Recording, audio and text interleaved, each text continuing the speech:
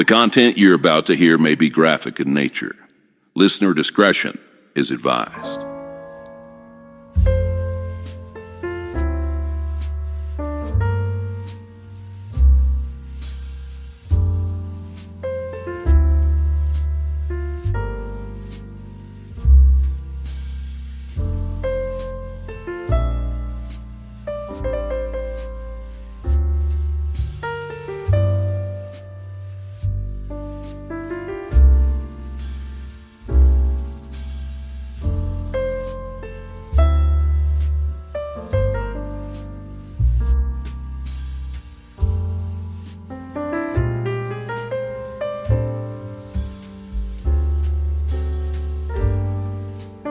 This is True Crime XS. So with these holiday episodes, some of them get really long, some of them are not as long, and I do try to mix up the time frames. I just noticed, like this morning while I was sitting kind of going through all of this, that quite a bit of what I put together happens in the 90s. And I don't really know why I did that or how I did that. But I found that interesting. The next couple of episodes, we're going to vary from that a little bit. But there's still some 90s episodes in here. This one's kind of the holiday time of year. And it's interesting because with this one, I used the New York Times as a source. And then when I sat down and went back through everything, trying to put the episode in order in terms of what I had been sourcing the articles and stuff from, it put everything behind a paywall. It had never done that to me with the archive, but I guess it is what it is. I still had most of them pulled to the side, so that's helpful. This is an odd one, though. Had you ever heard of... First of all, had you heard of this location? The names here, Freddy's Fashion Mart? No, I hadn't heard of Freddy's Fashion Mart. I believe I probably was aware of this maybe in the news when it happened. Gotcha. But I didn't know much about it, and I didn't take... it would have been a passing thing, on the news or whatever. I didn't know as much as I know about it now. Yeah, so... a couple things that are going on in this story to give you some backstory, I guess. We have a Black Pentecostal church that is on 125th Street across from the Apollo Theater. And this church is the United House of Prayer, which it sort of has an interesting history itself. A lot of interesting stories about the bishops that have sort of been in charge of this church over the years. If you really want to go down a rabbit hole for this one, in my opinion, the House of Prayer itself, the United House of Prayer, is the rabbit hole to go down. They're not super true crime oriented. They're just interesting stories. I will say that there was a point in time where the United House in Prayer down in North Carolina was linked to a super spreader event during COVID. And it had a huge number of people that were involved. And it spread it to multiple states. And there was a conspiracy theory on social media that some of the variants popping up in October, November, December of 2020, so right in the peak of the pandemic, were tied to this United House of Prayer Holy Convocation event. And the allegations in the conspiracy theory were that's how some of the variants that weren't found in some states before were suddenly found in multiple states all at one time. And then the way the conspiracy built online, and I say conspiracy because I think it's largely unfounded. The idea was all these people that went to church, around Halloween, it's before Halloween, then went and got other people sick who went to Thanksgiving and got other people sick who then went to Christmas and got other people sick. Well, I don't know that that's necessary. I mean, I understand the concept there, and there were a lot of situations where that happened on smaller scales, right? Right. Where people were spreading. I mean, that was the whole thing about the pandemic, right? Right. It was going from here to there and everywhere, and everybody ending up with the same thing. And you know, it's funny. One of the other episodes we talked about the Honolulu, the Sand Island. Yeah. I was like, it's unfortunate we didn't have something like that in place before COVID.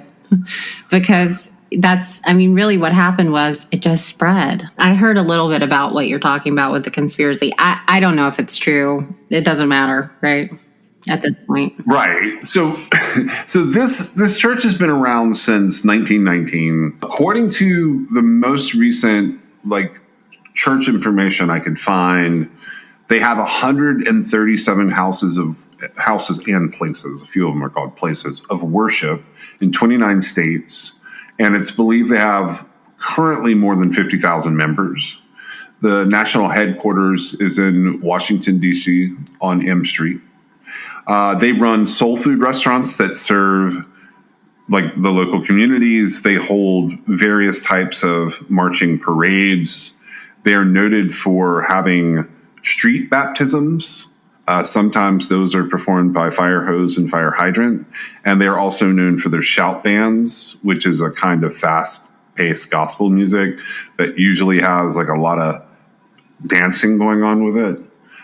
It's sort of what people pick when they choose to depict most religion related to Black Americans in television shows and movies for some reason. It does not expand across a lot of denominations, but that's what we see because of how people choose to depict different things. Kind of like with the snake handler being the depictions of churches in the South for a long time. It's interesting that becomes sort of a cornerstone of all of this. And for his part, the gentleman that's involved in this, his name is Roland James Smith Jr. Somehow he ends up with a Murderpedia page. But I would say that's a little more complex. So, according to today's story, Friday, December the 8th, at around 10:15 a.m., Roland James Smith Jr., who's 51 years old, and he's been a resident of Harlem, New York, at least for 30 years. He also has a criminal record that goes back 30 years. He walks into a little place called Freddy's Fashion Mart. It's on West 125th Street at 272. He pulls out a gun. He orders all of the Black customers to get out. And he pours paint thinner on several bins of clothing. So the story that breaks out sort of after the fact is that Roland James Smith Jr. is this overzealous Black activist. And that's what the New York Times is going to tell you. That's what the San Francisco Chronicle is going to tell you. What's interesting about Freddy's Fashion Mart is that it's across the street from Harlem's famous Apollo Theater. The story was that the clothing store owner, Freddy's Fashion Mart, they were going to be planning an expansion. And they were going to evict this little store called the Record Shack. So the Record Shack was owned by a South African named Sekulu Shanje. Now, while that's the story that they run with back in the 90s, the truth was the United House of Prayer owned this retail property, and Freddy's Fashion Mart was owned by Fred Harari, who is a Jewish tenant, but he's a Jewish tenant of the Black Pentecostal Church. Fred Harari becomes the focus of protests, and Al Sharpton gets involved. Do you know who Al Sharpton is? Of course. So, for those of you who may not be completely familiar with him, Al Sharpton's a media personality. He starts out as a civil rights and social justice warrior. He used to be a Baptist minister. He's been a radio talk show host. He is the founder of the National Action Network, which is a civil rights organization. He has shown up on tickets to run for president. He has been accused over the years of making anti-Semitic and racially insensitive remarks. He has also been accused of inciting incidents of violence. In 1987, he was highly active in publicizing the story of Tawana Visenia Brawley, who is a black woman from New York. She gained notoriety in November of 1987 when she was 15 years old, when she accused 4 white men of kidnapping and raping her over a 4-day period. Have you heard this story before? Yes. Okay. So the way this all goes down is she goes missing out of Wappingers Falls up in New York. And this is November 28th, 1987. So this is like holiday times. This is Thanksgiving, Christmas times. She's found after having been missing for 4 days. She has racial slurs written all over her body. She is covered in feces.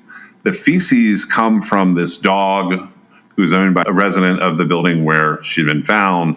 She tells this story, and the story gets national attention because of like sort of the shocking sensationalism of it all.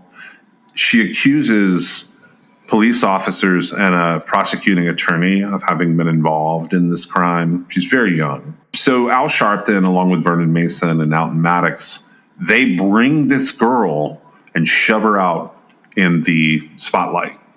And over the course of the next year, she is going to be like held up as like the difference between white people and black people and white victims and black victims. And a grand jury is going to find the following year, 1988, that she had not been the victim of a sexual assault. And they felt like she had created the appearance of the attack herself. So the people that she accused end up suing her and Al Sharpton and Alton Maddox and Vernon Mason for defamation. And they're successful. It's a huge deal. A lot of big names got involved with this story because of the way Al Sharpton sort of pushed it out there. Bill Cosby was involved, which is a different Bill Cosby from our time. He put up $25,000 for a reward on the case. It was the same guy, just a different version of him, right? Right. Like Okay. The public saw him differently in 1987. I always find cases like this, the one you're talking about right now, I find them really interesting because in the event that it had occurred, it would be atrocious, right? Right. And the very first thing that you have to overcome once you've got the big names involved is you have to push back in a way that says, if that had happened, it was very atrocious. However, it did not happen. Yes. And that's like the first hurdle to overcome. Now, granted, I don't know.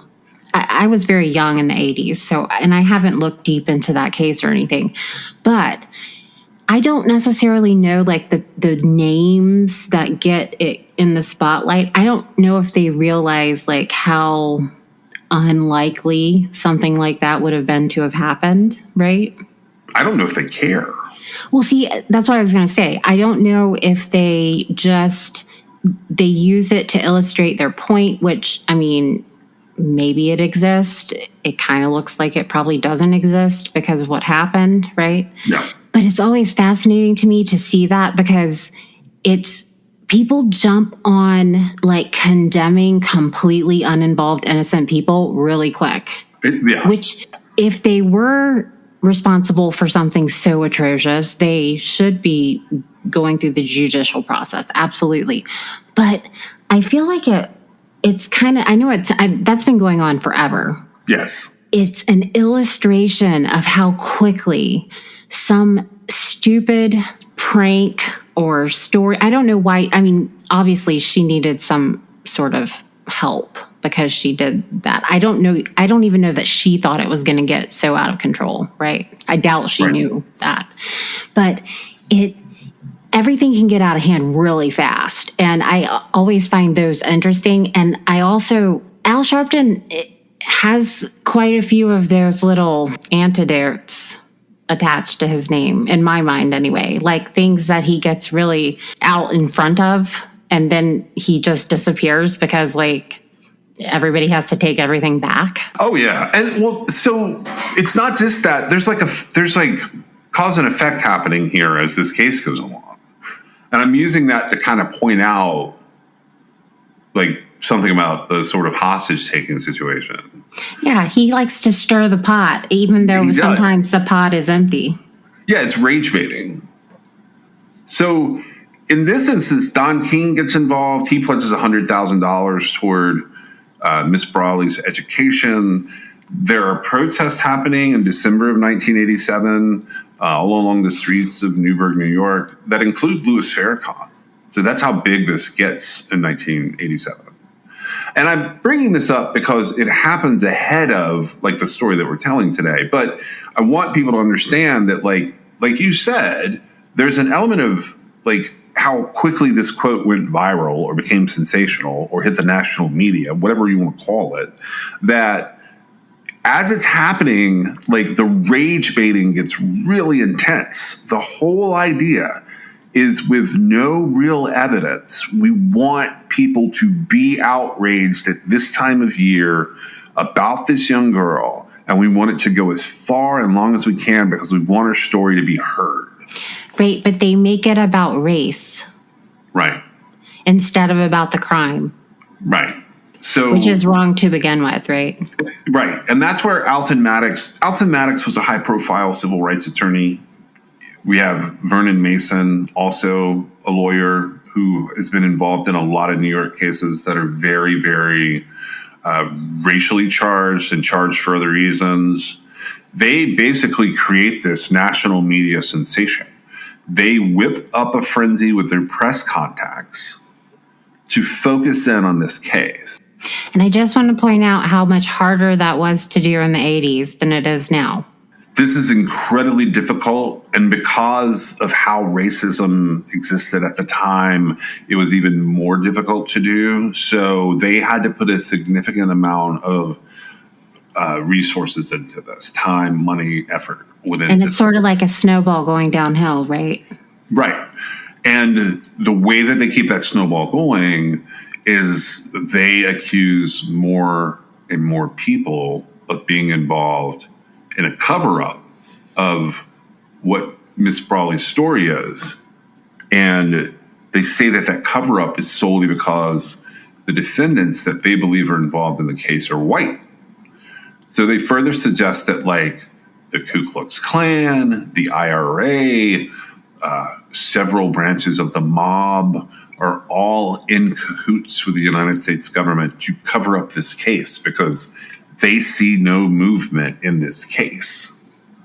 At one point, Harry Chris Jr. becomes a suspect in the case because he had committed suicide shortly after the period where she was held captive. And he had been a part-time police officer over in Fishkill, New York, which has a geographical border that ties back to where Brawley lived. Stephen Pagones, he's an assistant district attorney over in Dutchess County, New York. He was attempting to establish an alibi for Harry Christ. And during this time, he states that they had been together. So rather than like clearing him, this ADA ends up becoming a target of Sharpton, Maddox, and Mason. And they began to allege that both Harry Christ and Stephen Pagones are two of the rapists. Just for the record, Stephen Pagones is a Greek American, but they accuse him of being a racist and a white supremacist. And according to the New York Times articles that are put together during all of this time, they report that Harry Christ Jr.'s suicide was documented in notes that he left, and that he felt like he could not go on because of the way his girlfriend had ended their relationship in this time, which has nothing to do with Brawley. And because he was upset that he was unable to become a state trooper. So he was having like career and relationship issues. But the mainstream media's coverage drew a lot of criticism from the African American press and leaders for its treatment of the teenager. And we see cases like this, like every decade has multiple cases where they get this big. There are photos leaked that show her at the hospital. The name Tawana Brawley's on the evening news, which is not supposed to be a thing because she's underage and she's the victim of a sexual assault. In addition, Tawana Brawley has been left in the custody of her mother and stepfather and these 3 adult men who are pushing this narrative. And in theory, if a child in New York has been in any way sexually assaulted, the Child Protective Services Agency is supposed to take jurisdiction and custody of that child until they're safe. That would get her psychiatric attention. It would have preserved evidence of her story. But right away, this story starts falling apart. So when we get in the middle of all this, Tawana Brawley, who is 15 years old, she gets put in front of a grand jury to tell her story by October 1988. And all these men, Sharpton, Maddox, and Mason, they suddenly tell her not to answer any questions. So Mario Cuomo gets involved. At the time, he would have been New York's governor. And he appoints the state's attorney general, a guy named Robert Abrams, to be the special prosecutor in this case. They convene a grand jury, and they have kind of a dream team of prosecutors that they put forward to go through and to put this case together so that they can bring these people to justice. And it's really done from the perspective of quelling this crazy media blitz that has been going on for 12 months. How weird is it for a victim to get before a grand jury and not tell their story? It is a very strange situation. It's also strange for a grand jury to create basically a 200-page report, because there's a 30-page explanation and a 170-page report where they have no true build something, meaning they're not indicting anyone. Well, that goes back to that hurdle that you got to get over, right? Right. Where you're like, it would be atrocious, except it didn't happen. Right. And October 6th of 1988, the grand jury comes out and they say they don't believe that Tawana Brawley had been abducted, assaulted, raped, or sodomized, as it's been put forth by Tawana Brawley and her advisors. The report further concludes that the allegations against Stephen Pagones are false. They had no basis in any kind of fact. And before issuing this report, just so people can understand the sort of scope of this, they heard testimony from 180 witnesses. They saw 250 exhibits. And those 180 witnesses created 6,000 pages of testimony. In the decision, the grand jury explains that there are problems with her story. Among these problems, they say that the rape kit results do not indicate any kind of sexual assault. They say that despite saying she'd been held captive outdoors for 4 days, she was not suffering from hypothermia. She was well nourished, and she appeared clean, and she appeared to have been brushing her teeth regularly. Despite her clothing having been charred, there were no burns on her body. And although a shoe she was wearing had a cut through it, she had no injuries to her foot. The racial epithets that were written on her body that were widely photographed were written upside down, which led to the suspicion that she had written the words herself. And testimony from multiple schoolmates indicated that during the 4 days she had supposedly been abducted and was missing, she had attended a local party. One witness even came forward claiming to have observed Tawana Brawley climbing into the garbage bag. The feces on her body were identified as coming from a neighbor's dog, and she never testified despite a subpoena ordering her to do so. Well, that leads me to believe that people knew she was lying. Well, that's what I was going to say. Her mom, Glenda Brawley, she got 30 days in jail, and she was fined $250 for contempt of court because she refused to testify. And she began evading arrest by hiding in local churches and with local groups.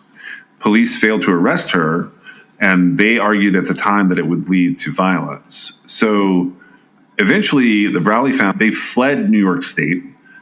They traveled around the country for a couple of months before settling in Virginia Beach. So obviously, this is going to have a massive aftermath in how the advisors are viewed and like sort of how this whole situation is viewed. People wanted to know if there was a motive. Multiple claims are brought forward. The grand jury evidence sort of pointed to a possible motive for Tawana being involved in falsifying this incident, that she was trying to avoid a violent punishment from her mother or potentially her stepfather, Ralph King. Witnesses had testified that Glenda Browley had previously beaten her daughter for running away, and she had also been spending nights out with boys. Now, for Ralph King's part, he had a history of violence. He had stabbed his first wife 14 times, and at some point in time, he shot and killed her. There was considerable evidence that King could and would violently attack Tawana. When Tawana had been arrested on a shoplifting charge in May in 1987, Ralph King had attempted to beat her up for the offense while standing in the lobby of the police station. Multiple witnesses had also testified that Ralph King had talked about his stepdaughter in a sexualized manner. On the day of her alleged disappearance, Tawana Browley had skipped school to visit her boyfriend, a guy named Todd Buxton. And the reason that we know that is because Todd Buxton was in a local jail and Tawana checked in and out. When Todd Buxton's mother, whom she had visited Todd Buxton with in jail, told her to go home before she got in trouble, Tawana Browley told Todd's mom, "I'm already in trouble." And then she described how angry Ralph King had gotten over a previous incident where she had stayed out late. Neighbors also told the grand jury that in February, they overheard Glenda Browley saying to Ralph King, "You shouldn't have took the money because after all, it comes out. They're going to find out the truth." And another neighbor heard Glenda say, "They know we're lying and they're going to find out and they're going to come get us." There's another story that pops in April of 1989 from the New York Newsday. It claims that another boyfriend of Tawana Browley, Dale Rodriguez, he says that she told him the story was made up with help from her mom because they were both trying to avoid the wrath of Ralph King. So this has been written about multiple different ways, but I will say this. What she did to fabricate this story, if she fabricated this story, which I believe that she did based on all of his evidence, it's wildly sensational. But for three grown adult men to run with this story is wild. See, I think that if they hadn't have run with it, I don't think it would be as sensationalized. We're talking about a 15-year-old who's lying to avoid getting in trouble. Right. And like the police themselves can shut that down very quickly. Right. In fact, they do it all the time. Right. Like, I mean, when things come up and, you know, you weren't kidnapped, you literally skip school to go see your boyfriend, right? Right. So I bring the Tawana Browley story up to say that keep that in mind when we're talking about 8 years later in New York, what I'm about to tell you related to Roland James Smith. Because Al Sharpton matters in all of this. This article comes from the San Francisco Chronicle, which is sfgate.com if you care. It is telling us the story of what's happening at Freddy's Fashion Mart across the street from the Apollo Theater. It is 10:12 a.m. or so when this man, who's described as a very tall man with a .38 caliber revolver, has come into the store. He's got a container of flammable liquid, and he has started basically dumping whatever is in this container all over bins in this store. Roland Smith Jr. has ordered the black customers to leave. He then sets the store on fire with this flammable liquid container, and he positions himself near the only exit. As police officers start to arrive at the fire, Roland Smith shoots at two of them, and he shoots 4 customers as they are trying to escape the fire. By 12:07 p.m., The firefighters had contained the blaze and they had entered the burned out building. They discovered that 7 store employees had died of smoke inhalation, and Roland Smith Jr., along the way, had fatally shot himself. They also discovered that the store's sprinkler system had been shut down, which would be a violation of the local fire code. The only fire escape that would have been available inside of the building had been bricked up, which technically this would not have been a violation of local code because as long as you have a working sprinkler system, you don't need the fire escape. But the only exit for the people that were trapped inside of the store would have meant they had to go by Roland James Smith Jr., who was waving his revolver. 3 of the victims were found in a back room at street level, and the other 4 were found in the sealed basement. Switching back over to the San Francisco Chronicle to give you a little more information, they describe it as 8 people in a Harlem clothing store were killed yesterday in a fierce blaze that police believe was deliberately set as part of a bitter landlord-tenant dispute that had led to angry protests in the neighborhood. Among the dead was a man police suspect set fire to the store. The fire consumed the building on Harlem's main thoroughfare shortly after a tall gunman waving a revolver burst into Freddy's Fashion Mart. Police said last night they believed the gunman was one of a group of demonstrators who had picketed the store in recent weeks in a dispute over the threatened eviction of a subtenant, the Record Shack, which is a neighborhood institution. At the time, police did not identify the gunman, but they say he was found dead with a revolver in his hand, reeking of accelerant. Beside him was a white container that officials believed held the accelerant. 4 other people were shot in the incident and escaped from the store before the fire enveloped it. According to officials and residents, the fire followed a months-long dispute that involved the owner of the building, which was a Black Baptist congregation called the United House of Prayer. I think they are Pentecostal because that is what I've read about the United House of Prayer. I believe this comes from quick reporting and poor reporting that they call it a Baptist congregation, but there are some similarities between the denominations. I was going to say there's also, depending on who is talking, and they may not see a difference. There is a difference, right? Yeah. But it may just be to them they're saying the same thing. I have seen that it was a Pentecostal church as well, which wouldn't be a Baptist church, but either way. But it's between the owner of the building, which is the Black Baptist congregation. The way that this is reported, it sounds like there's a dispute between the owner of the building and the Black Baptist congregation. But the United House of Prayer owns the building. The owner of the clothing store, Fred Harari, and Sekulu Shand, who owns the Record Shack. He's just a subtenant. He doesn't own it. He owns the store. Right. Yeah, but not the property. The store is a subtenant of the building. Yeah, right. So this is the important part, right? Right. Sekulu's shop has been specializing in blues, Motown, African, and Caribbean music for over 20 years.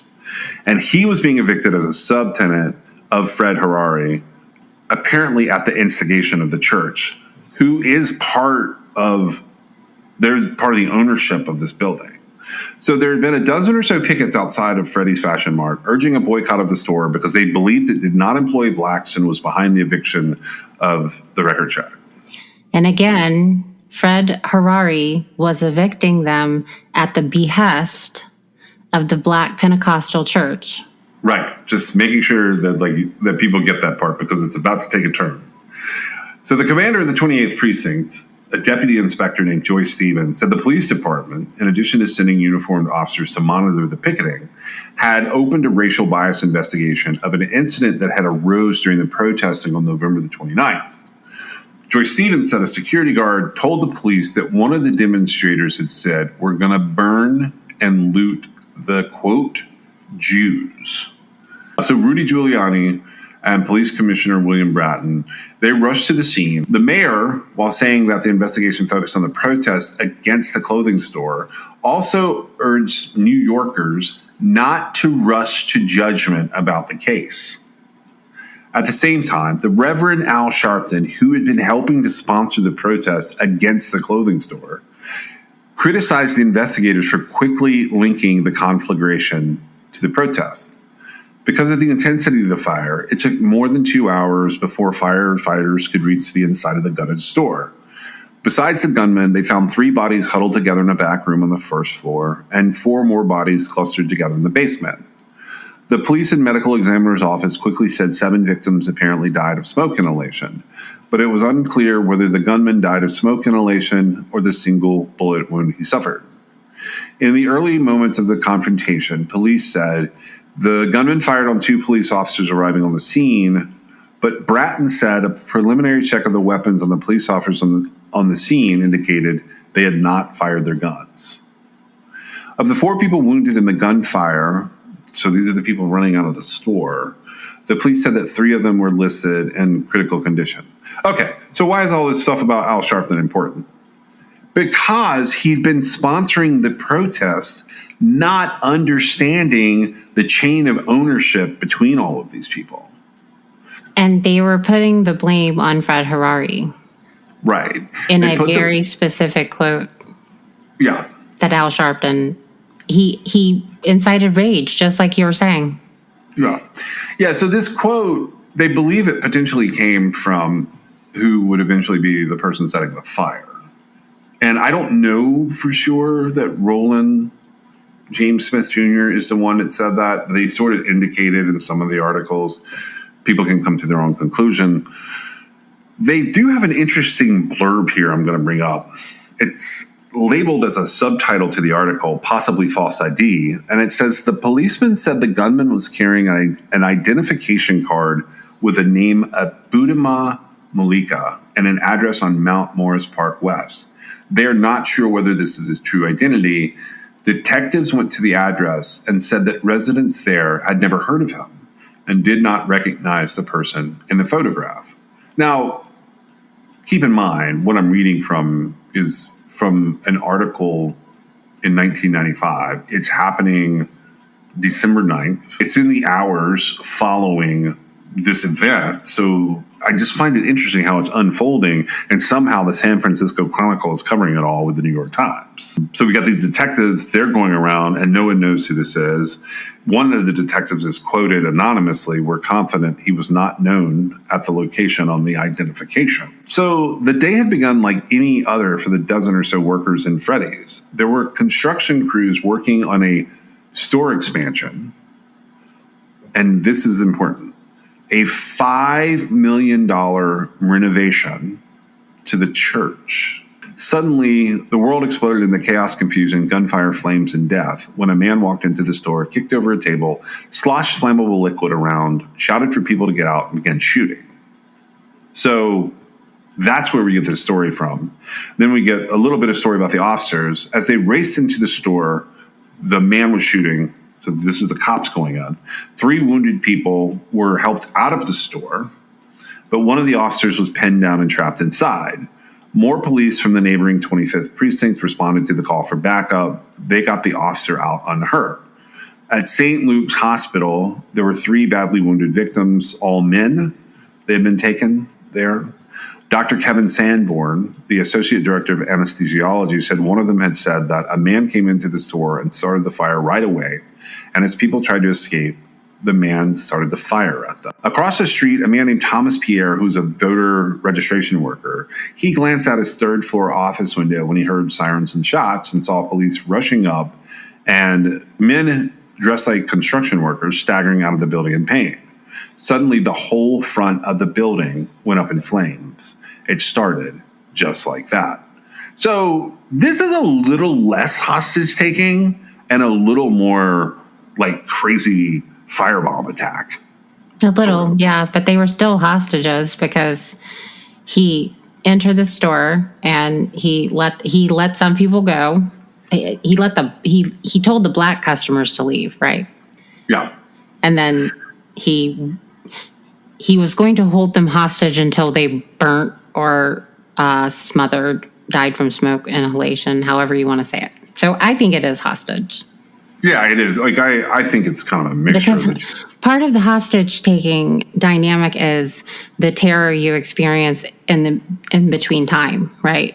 Yeah. You were held hostage. You don't know what's going to happen. And this may have been pretty quick, but they still had it. And they were protesting for a little while leading up to this. And it sounds actually like, I thought it was store employees, but I guess the construction workers were the injured ones. So the store employees were the dead and the construction workers were the injured. The construction, okay. That's what I was confused about, because it does say that it was, I don't think any customers died. No, I don't believe any of these people are customers. If I said that, I said it wrong. Sorry. No, you didn't, but I was just kind of deciphering it. But the whole issue behind why this got so worked up was because Al Sharpton is an activist. We gave an example earlier. Some things he does are he's trying to do the right thing, but he brings a lot of sensationalism to whatever it is he's doing.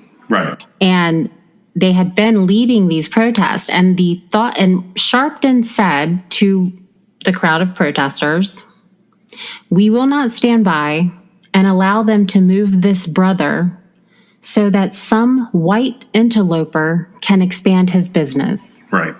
That was the quote he told the protesters that incited the violence that led to this. And either Al Sharpton misled or he misunderstood what was happening, because he represented to the people who showed up to protest the Record Shack subtenant being evicted. Yeah. He was saying Fred Harari, this Jewish tenant, who I guess he was white, he's wanting to expand his business. And he's kicking out this poor black guy who has had this Record Shack. He's been a subtenant there for 20 years or whatever. And none of that is what was happening.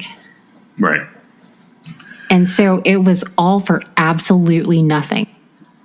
Yeah, it was all for nothing. And then in 2002, Sharpton regretted making the white interloper comment, but he denied responsibility for inflaming or provoking the violence. Yeah. Yeah. And, for people who don't know, the Record Shack has come and gone over the years. I think it reopened, but I'd have to look at what happened there. At one point, I knew the history of it pretty well. And I knew that the first location was at Frederick Douglass Boulevard, 135th. And it had been across the street from the Apollo Theater for a very long time. But I want to say that after this, they move it, but I don't think they move it off the block.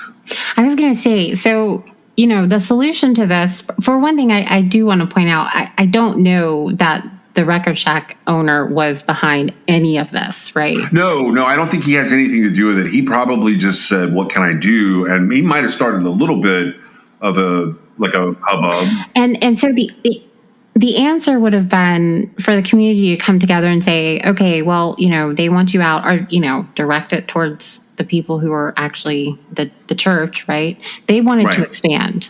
That's why they wanted the Record Shack evicted. And the community could come together and find another location, which I do realize in New York City, that's kind of it's complex. Real estate is, it's prime as far as there's not a lot of room and everybody wants to be there or whatever. And this was an unnecessary provocation of rage. There were rumors, though, that Roland James Smith had actually criticized Sharpton. So there's debate on how much responsibility. I do think he criticized the nonviolent protesting part. He thought they should be doing more. And again, it's hard to reason with this scenario because once you explain it, you can't say it's a racial thing anymore, right? Right. So why are you upset? Yeah, it's really strange how all of this went down. I put this one in here because, a couple things. First of all, it's now 30 years ago, right? Yes. And I had recently been looking at a meme that was talking about how some people think 30 years ago and they're thinking the 1970s, but it's actually the 1990s. Yeah, I'm one of those people. And I thought this was a good story. Like, I know like a lot of these are kind of set in the 90s because that's the time period I was poking around in when I was researching the holidays.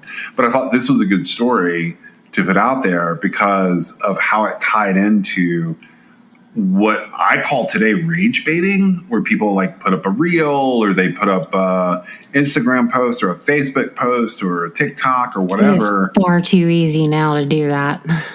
Can you imagine No. what these 90s incidents would have been like back in, like if they had access to today's social media? I'd like to think, so, okay, that goes two ways. I'd like to think a couple things. I'd like to think that, for one thing, the protesters could have gotten the factual information Right. from social media and understood what was actually happening. Yeah. Okay, so that's one thing, right? That's one side of it. I do Do think. you think there would have been like a TikToker out there that was like, no, guys, don't do this. Here's why. Yes, it would have been us.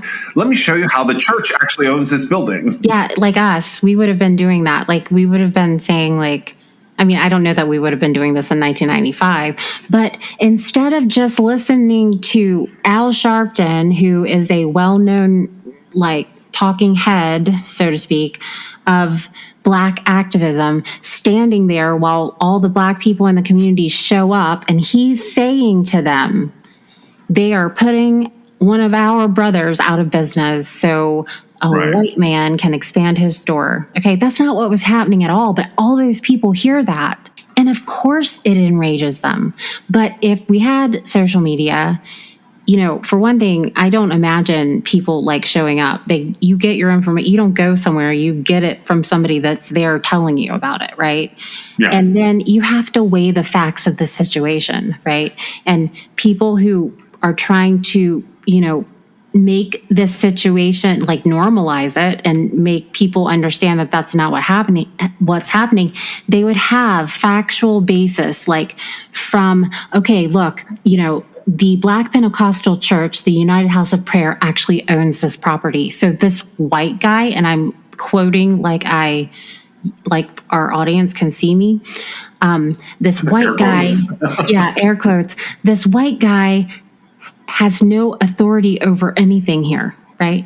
They told him to evict his subtenant.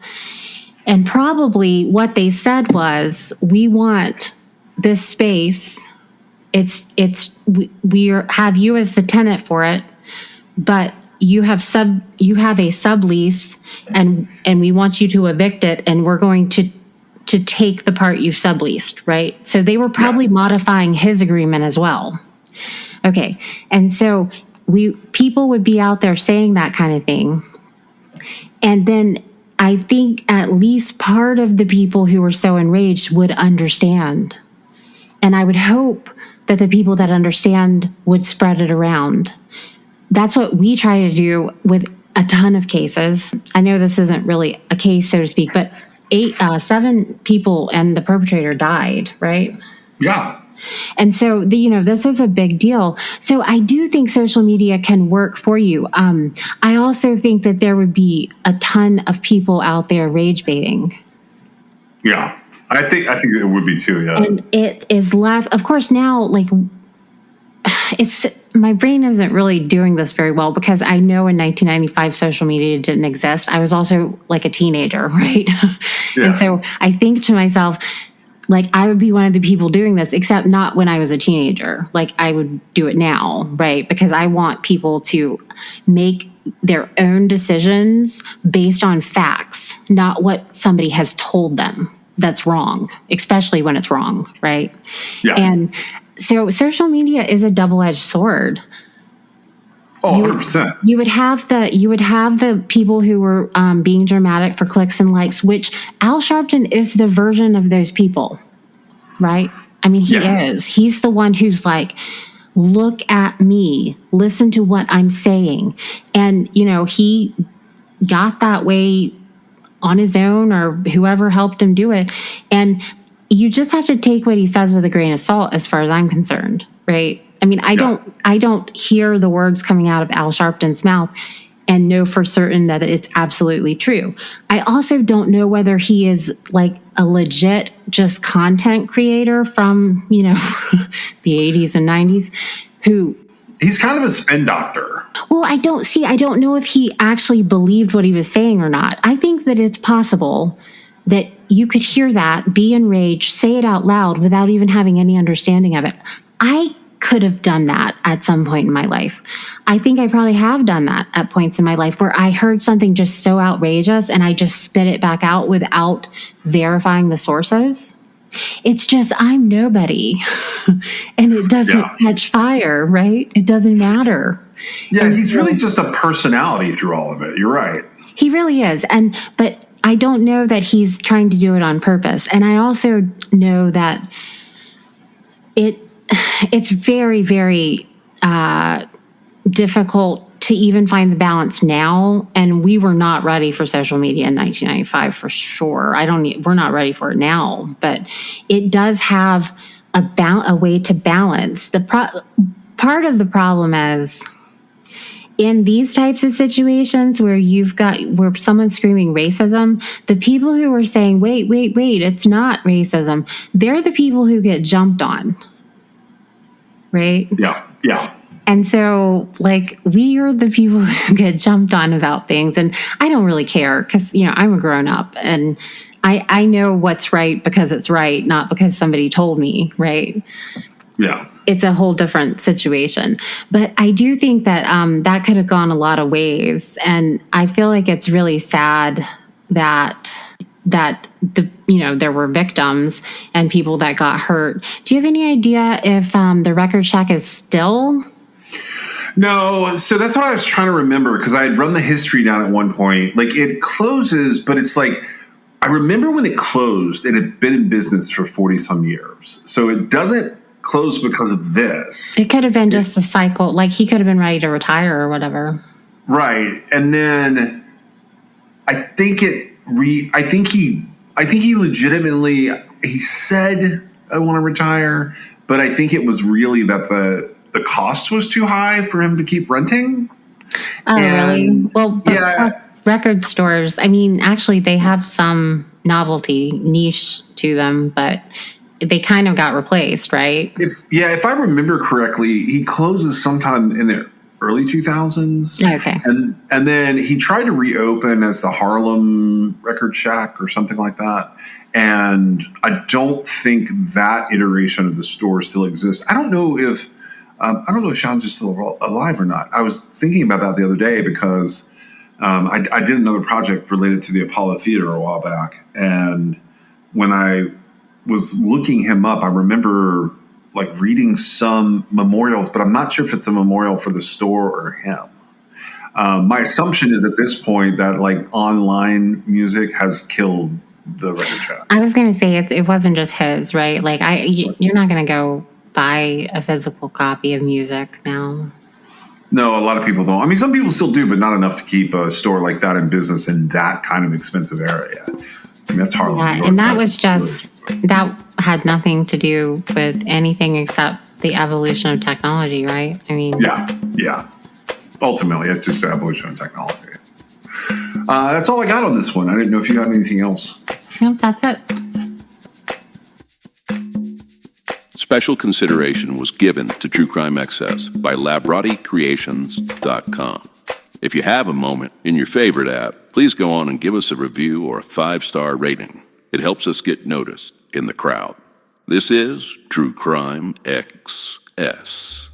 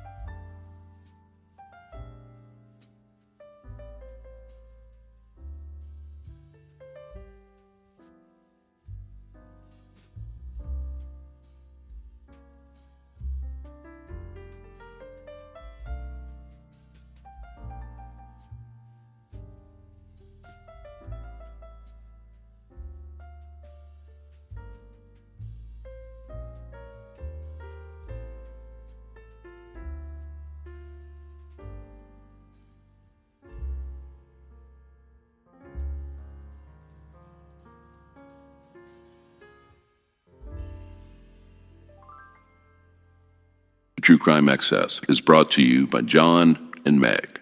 It's written, produced, edited, and posted by John and Meg. You can always support True Crime Excess through patreon.com, or if you have a story you'd like them to cover, you can reach them at truecrimeaccess.com. Thank you for joining us.